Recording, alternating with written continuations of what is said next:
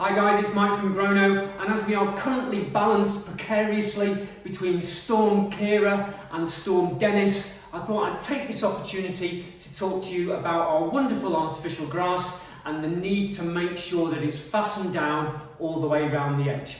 Now, when it comes to fastening down the artificial grass, you've got a couple of choices. Probably the most common one and frequently used is a timber frame. Now here at Grono, we recommend that you use a 4x1 treated timber frame all the way round.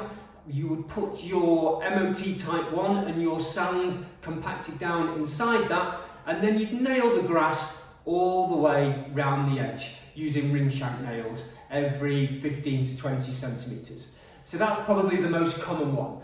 Another option for you is composite or plastic timber. You put that in exactly the same way. You can nail it, you can screw it, you can glue to it.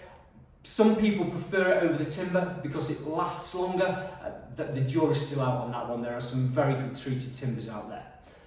Option 3, if you have lots of curves, you can use a concrete edge, and you would literally put that in and then you glue the grass onto that. So concrete, round, and then just glue onto it. Nice and simple.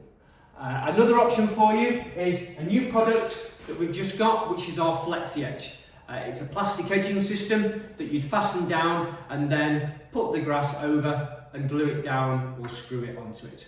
So we've got the choices of, we've got timber, we've got composite or plastic, we've got concrete, or we've got the Flexi Edge system.